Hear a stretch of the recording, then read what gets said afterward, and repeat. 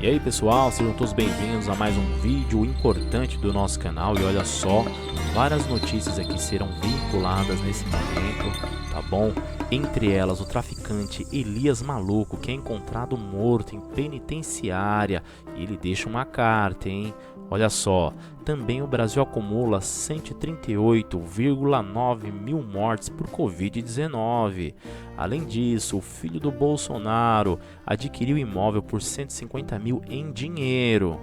Também, renda média das famílias brasileiras cresceu 3,3% no primeiro semestre de 2020. E também, estudo aponta aumento de casos de Covid-19 na região de Campinas. Vejam só, galerinha, isso tudo vai ser tema do nosso vídeo de agora. Vamos direto para as notícias. Olha só, uma notícia aí que vem com muita força hoje, no dia 24/9 de 2020, é sobre o Celso Russomano, onde a Datafolha diz: e se Celso Russomano não repetir o cavalo paraguaio em São Paulo? Olha só, análise sobre a disputa da Prefeitura de São Paulo. Sim, parece que não, mas logo mais temos eleições. Olham para o passado para traçar o cenário futuro. O problema é que a política brasileira deu um duplo twist carpado nos últimos 4 anos e mostrou que alguns modelos de interpretação não funcionam mais. Se discorda, pergunta para o Jair. Isso tudo é tema da Folha de São Paulo. Uma das premissas é que o deputado federal Celso Russomano, republicanos, que aparece em primeiro lugar nas pesquisas do Datafolha, divulgada nesta quinta-feira, dia 24, com 29% das intenções dos votos, é um cavalo paraguaio, expressão popular usada para times de futebol que começam o campeonato cheio de gás, mas murcham ao longo da temporada. Em 2012 e 2016, ele largou na frente e não chegou nem ao segundo turno. Olha aí, galerinha. Várias informações estão acabando de chegar pra gente aqui e vamos repassar aqui as atualidades do dia. Vejam só, como a pandemia de Covid-19 pode levar a uma revolução nas vacinas. Vejam só, outro tema aí muito utilizado aí por utilidade pública. A Covid-19 está mudando radicalmente muitas coisas e uma delas pode ser como as vacinas funcionam. Vejam só. A pandemia virou uma oportunidade de colocar à prova uma nova tecnologia que vem sendo desenvolvida há mais de 30 anos. Os cientistas usam engenharia genética para fazer nossas células produzirem uma parte de um vírus e, assim, ensinar nosso sistema imunológico a nos proteger dele. Isso permite criar várias vacinas muito mais rápidas. Elas ainda podem ser mais simples de fabricar e seguras de usar. Provavelmente vão ser mais baratas também. Olha só, galerinha, só falta provar que as vacinas genéticas, como elas são chamadas, realmente nos protegem. Isso nunca foi feito. Até hoje não há uma vacina desse tipo aprovada para uso em humanos. Uma das entre 8 vacinas contra a Covid-19 em estágio mais avançado de pesquisa usam essa tecnologia. Uma é feita pelas empresas Pfizer nos Estados Unidos e a BioNTech na Alemanha e a Fusion na China. A outra está sendo desenvolvida pela companhia americana Moderna. Ambas já chegaram à terceira e última fase dos testes em humanos e estão sendo aplicadas em milhares de pessoas para ver sua eficácia. Bem, as perspectivas são promissoras, diz Norbert Pardi, professor e pesquisador da Universidade de Pensilvânia, nos Estados Unidos. Os últimos feitos até agora apontaram que elas geraram uma boa resposta no nosso sistema imunológico e se provaram seguras. Ainda precisamos ver os resultados da última fase, mas estou otimista. Acredito que uma ou mais delas serão aprovadas. Isso tem um potencial de revolucionar o campo das vacinas para doenças infecciosas, diz Pardi. Olha só, galerinha, outra coisa também muito importante, como funcionam essas vacinas agora. A maioria das vacinas que usamos envolve injetar um vírus ou bactéria no nosso corpo para que o sistema imunológico identifique a ameaça e crie formas de nos defender.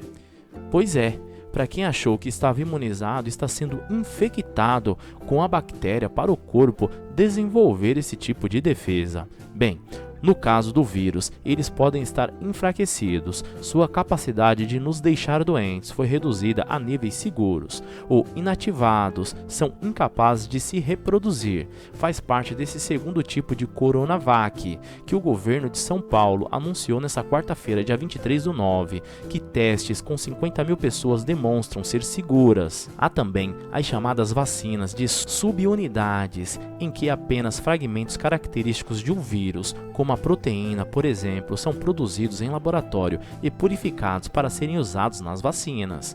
A proposta das vacinas genéticas é diferente.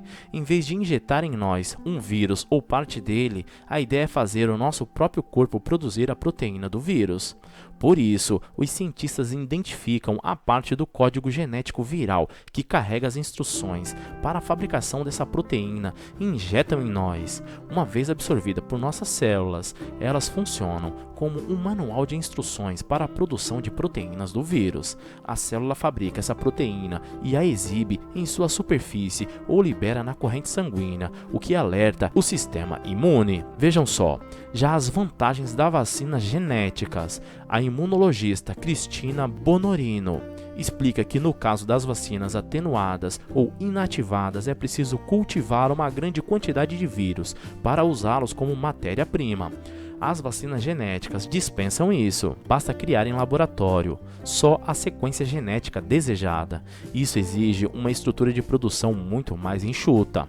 O custo também é provavelmente menor, diz Bonorino, que é professora da Universidade Federal de Ciências da Saúde de Porto Alegre e membro do Comitê Científico da Sociedade Brasileira de Imunologia. Marjorie Dulcinea, diretora médica da Pfizer Brasil, empresa que fabrica uma das vacinas genéticas, explica que, além desse tipo de vacina ser produzida mais rapidamente em grande escala, ela também é flexível. Sabemos que o SARS-CoV-2 tem uma grande quantidade e capacidade de sofrer mutações. Então, se isso ocorrer, podemos rapidamente adaptar, diz Dulcinea. Olha aí, galerinha, outra informação também que vem agora pegando todos de surpresa foi a volta às aulas, que não é tema do Ministério da Educação. E o ministro de Educação, Milton Ribeiro, afirma que a volta às aulas não é o primeiro tema a ser decidido por ele, mas por estados e municípios. A declaração foi feita em entrevista concedida ao Estado de São Paulo, publicado nesta quinta-feira. Não temos o poder de determinar a volta às aulas. Por mim, voltava na semana passada, uma vez que já superamos alguns itens e saímos da crista da onda e temos que voltar. Mas essa volta deverá ser de acordo com os critérios da biossegurança, disse ele. A lei é clara, quem tem jurisdição sobre escolas, estados e municípios. Não temos esse tipo de interferência. Se eu começo a falar demais, dizem que estou querendo interferir. Se eu fico calado, dizem que se sentem abandonados, afirmou ele. Sobre a dificuldade dos alunos brasileiros em ter acesso à internet, problema evidenciado pela pandemia do Covid-19, o Ministério disse que essa é uma questão que também é de responsabilidade dos estados e municípios. Esse problema só foi evidenciado pela pandemia, não foi causado pela pandemia. Mas hoje, se você entrar numa escola, mesmo na pública, é um número muito pequeno que não tem um celular. É o estado e o município que tem de cuidar disso. Nós não temos recursos para atender. Esse não é um problema do MEC, é um problema do Brasil. Não tem como. Vai fazer o quê? É uma iniciativa de cada um, de cada escola. Não foi o primeiro problema criado por nós. A sociedade brasileira é desigual e não é agora que a gente, por meio do MEC, vai conseguir deixar todos iguais, afirmou ele. Indagado sobre o Ministério da Educação, trabalhada para reduzir a desigualdade, Ribeiro afirmou que, em termos sim, o MEC em termos, essa é uma responsabilidade do Estado e município que poderia verificar e ter as iniciativas para tentar minimizar esse tipo de problema. Alguns já fizeram, algumas universidades federais deram até tablets, disse ele. Milton Ribeiro também admitiu que foi cobrado pelo presidente Jair Bolsonaro por ter recebido a deputada Tabata Amaral, do PDT, em São Paulo, em seu gabinete. Após o encontro, o congressista postou uma foto ao lado do ministério nas redes sociais. Ele disse que não recebeu a deputada individualmente. Não recebi. Eu recebi a comissão externa da Câmara, que os dois, além de Tabata, o ministro, se referiu ao deputado Felipe Rigoni, do PSB do Espírito Santo. Integram e acompanham o trabalho do MEC. Ele, que seria o Bolsonaro, queria entender por que a Tabata publicou uma foto. Eu falei ao presidente que recebi a comissão. É diferente isso. A mídia conservadora estranhou o fato de tê-los recebido, mas não vou mudar, disse ele.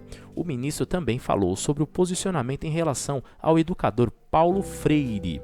Tive a pachorra de ler o texto mais famoso dele, que é o Pedagogia do Oprimido. Eu desafio um professor e um acadêmico que venha me explicar onde ele quer chegar com a metáfora e com os valores. Ele transplanta valores do marxismo e tenta incluir dentro do ensino e da pedagogia, afirmou ele, também muito revoltado com tudo isso. Já na política de redução de danos para as crianças na pandemia, quando o mês de março se apresentou com ele o desafio de nos trancarmos em casa para achatar a curva de contaminação pelo novo coronavírus, a maioria das pessoas estava convencido da necessidade da medida. As escolas fecharam as portas, as empresas entraram em home office, a gente começou a se planejar para sair o mínimo possível para evitar o vírus, onde ele se espalhasse e que as cenas que assistimos de morte na Europa não se repetissem por aqui. Não demorou nada e chegou a notícia do cancelamento das aulas do meu filho. E lembro que na sequência deixei em casa um amiguinho dele que tinha passado o fim de semana com a gente. Acho que eles vão ficar pelo menos uns 2 meses sem se ver, disse a mãe do menino. Eu não sabia de nada, a inocente. 6 meses já se passaram e a conta emocional desse período está altíssima. Perdi um cunhado e um vizinho por coronavírus. Não vejo meu pai desde março. Meu filho não vê os amiguinhos pessoalmente desde março e só conseguimos nos encontrar com meus enteados, que também não víamos desde março, porque desembolsamos uma quantia para fazer o PCR, exame que detecta o vírus causador da Covid-19, para que reencontro fosse feito com segurança. Com o passar do tempo, meu filho começou a ter crises de ansiedade, de insônia e choro. Um dia desses ele reclamou que tinha esquecido como era o mundo lá fora, e é despertador ouvir algo do tipo vindo de uma criança, algo com quem menos ferramentas emocionais para lidar com essas privações de contato que estamos enfrentando há meses e que precisa da natureza e de lá fora para se desenvolver. E eu, tão ferrenha defensora do isolamento social, entrei na fase de redução de danos. Muitas mães e pais também optaram por abrir algumas exceções e flexibilizar a quarentena em nome da saúde emocional e mental dos seus filhos. Por isso, é cada vez mais comum ver fotos de crianças com ou sem máscaras em parques, pracinhas e praias. Se antes eu não topava risco nenhum, agora eu me vejo, traçamos toda uma estratégia de guerra para que ele possa sair de casa por pelo menos alguns momentos e sentir o sol na pele, respirar o ar puro e caminhar. E aqui entramos em um terreno arenoso onde os dedos podem ser apontados para mim e para minha mãe e pais, como uma pessoa que não tem dúvidas que só podemos sair dessa crise sanitária se houver um pacto coletivo de combate à cura de contaminação. Furou a quarentena? Pois é, talvez por não suportar mais ver meu filho chorando em frente ao computador, em crises e com saudade da vida de antes. Especialistas já deram algumas respostas científicas para a flexibilização do isolamento social por pessoas conscientes de necessidades do recolhimento. O El País publicou uma matéria sobre o assunto e definiu esse paradoxo como uma fadiga de quarentena. Os mecanismos do corpo humano entram em colapso depois de tanto tempo em alerta e deixamos de racionalizar.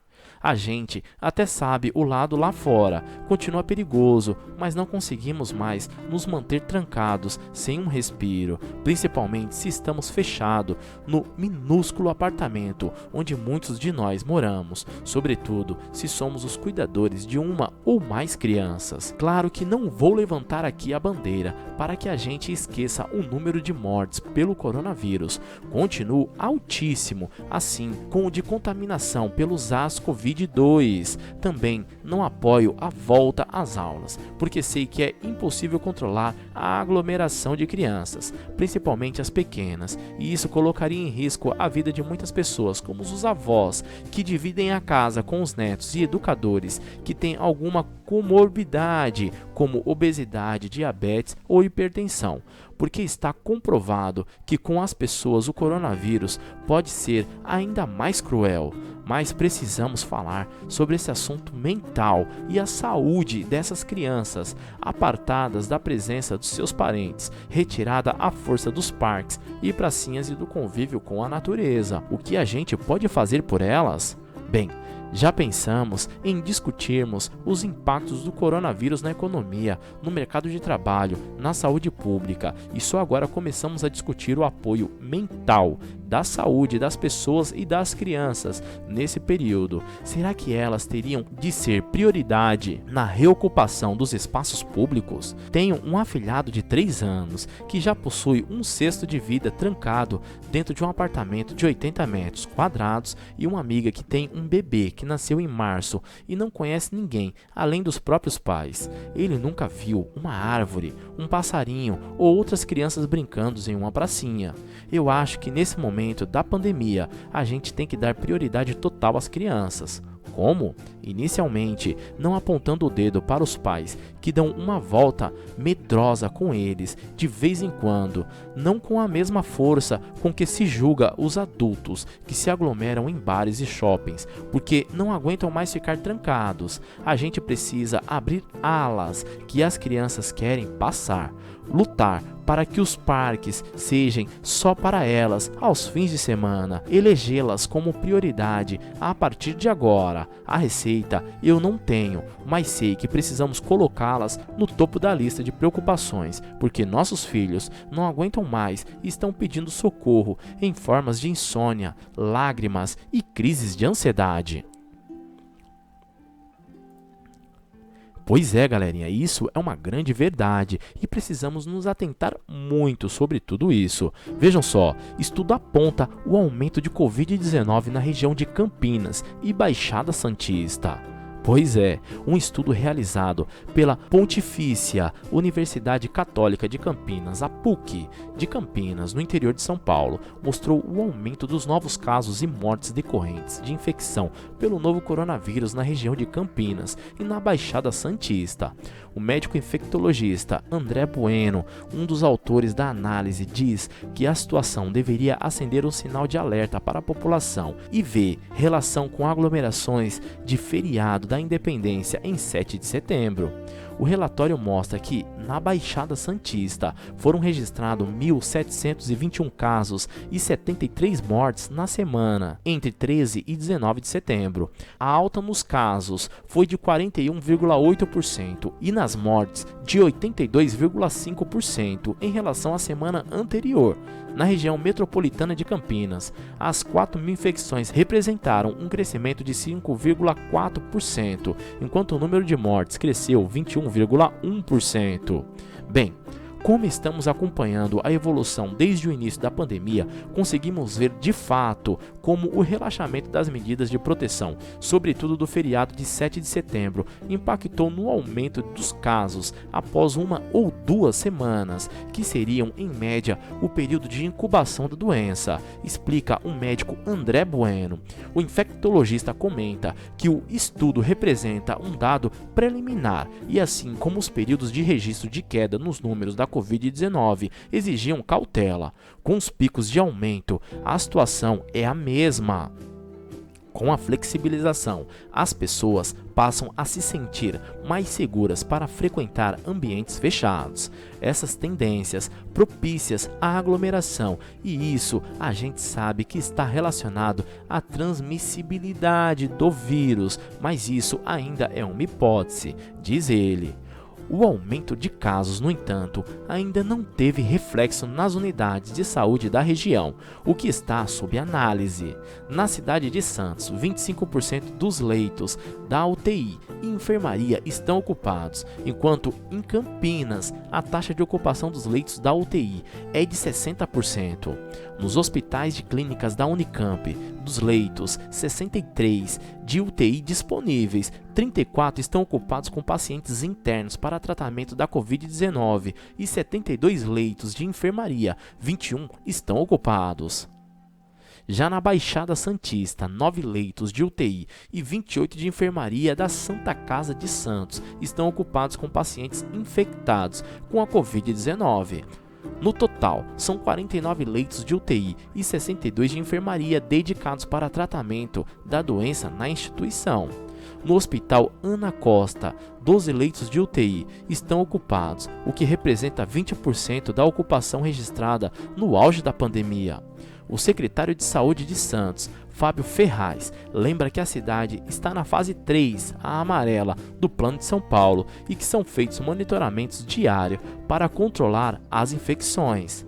Ficamos preocupados com as cenas de aglomeração das praias no feriado e que está bem longe do aceitável, mas até o momento não tivemos um aumento expressivo no número de casos. Cerca de 25% da população já está testada para o vírus e nas últimas semanas, em média 10% dos testes retornarão com resultados positivos para a Covid-19. Recentemente, as tomadas de comércio de rua e dos shoppings foram autorizadas e, de acordo com o secretário, não houve aglomeração como registradas em outras cidades. Apesar disso, ele alerta: o momento não é de turismo. Não poderíamos ter diminuído ainda mais os números de casos.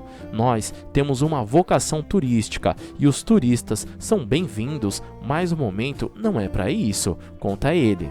Já na cidade de Campinas, o aumento foi de 22,6%, após contabilizar 1.003 casos de coronavírus. Tivemos aumentos de casos não graves, mas sem a necessidade de internação, que é uma taxa que está decrescendo, destaca André Voz Zuben, diretora do Departamento de Vigilância de Saúde, a Devisa, em Campinas. A diretora reforça que diariamente é feita uma avaliação criteriosa de todos os hospitais de Campinas e no momento o cenário é de ociosidade de leitos. Estamos seguros de que a situação está controlada, mas qualquer mudança, estamos preparados para reativar o hospital de campanha. Ela explica que as pequenas variações semanais que acontecem com menor gravidade são esperadas. Ressalta ela: na cidade de Campinas, apenas 10% dos testes realizados para a Covid-19 dão positivo. Há mais casos de influenza B. Além do aumento do número de casos, outro indicador que chamou a atenção nos estudos foi o número de reprodução, que estima para quantas pessoas, em média, uma pessoa infectada pelo Covid-19 transmite a doença.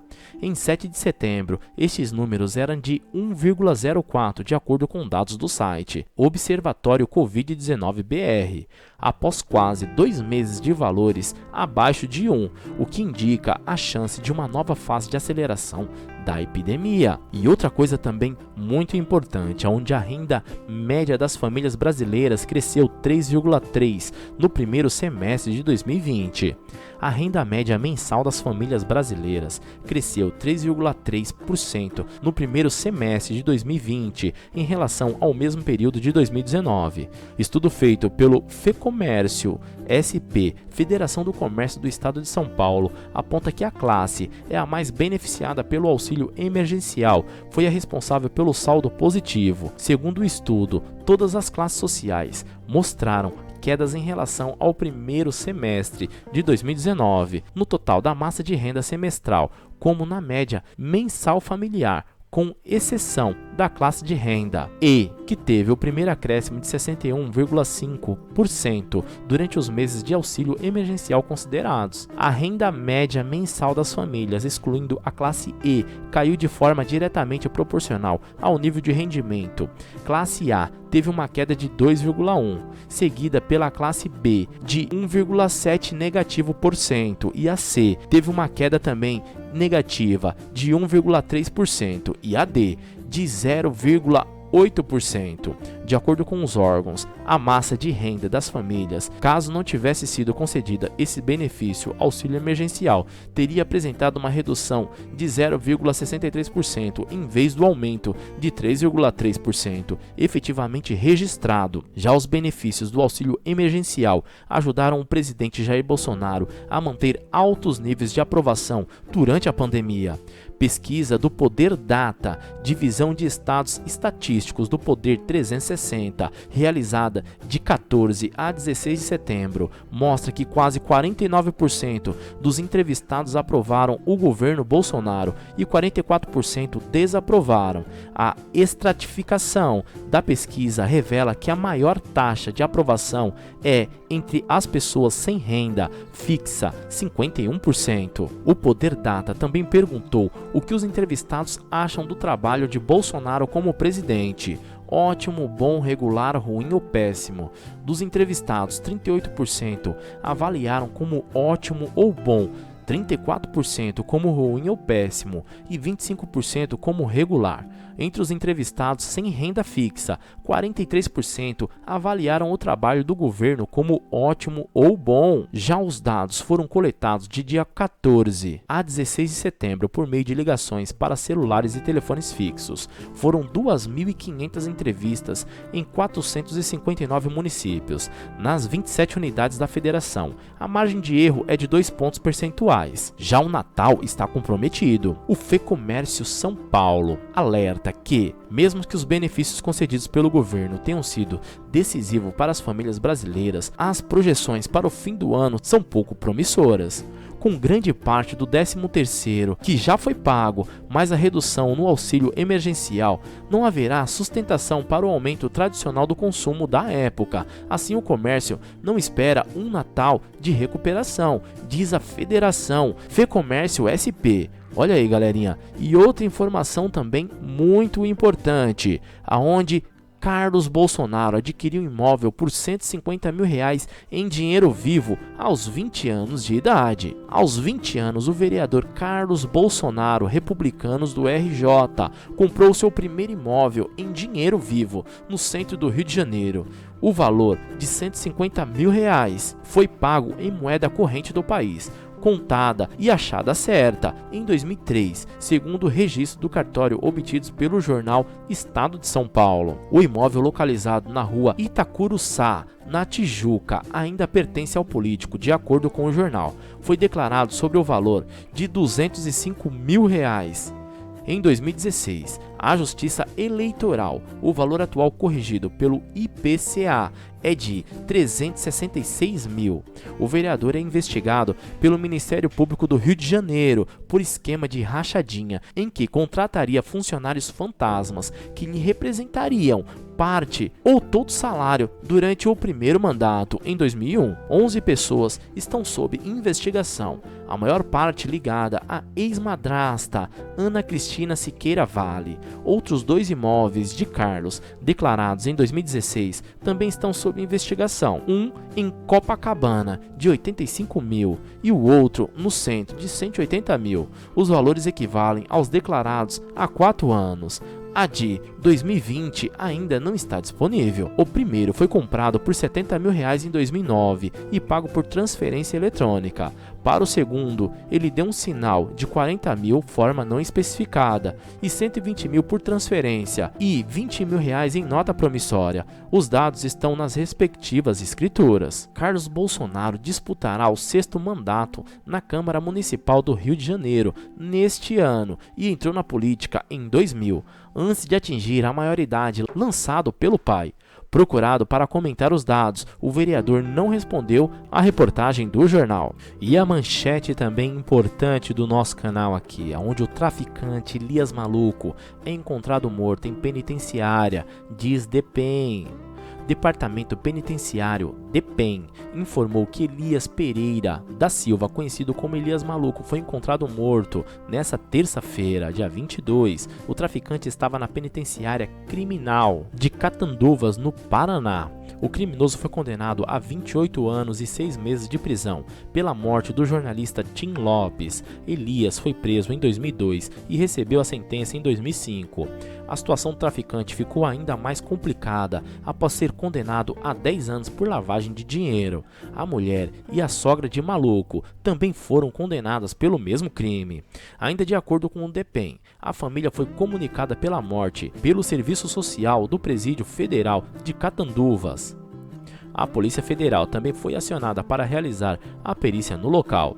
Ainda de acordo com o departamento, a Polícia Federal foi chamada para fazer a perícia no local mesmo. Olha aí, galerinha, mais uma informação de última hora para vocês. Se você curtiu as últimas atualidades do Brasil, vejam só, se inscreva em nosso canal e ative as notificações para ficar por dentro de tudo que está rolando na web. Eu vou ficando por aqui. Deixe o seu comentário, ele é sempre muito importante e ajuda a gente e a sociedade por um completo como a comunidade, num diálogo verdadeiro. Eu vou ficando por aqui, espero vocês no próximo vídeo. Tchau, tchau, pessoal.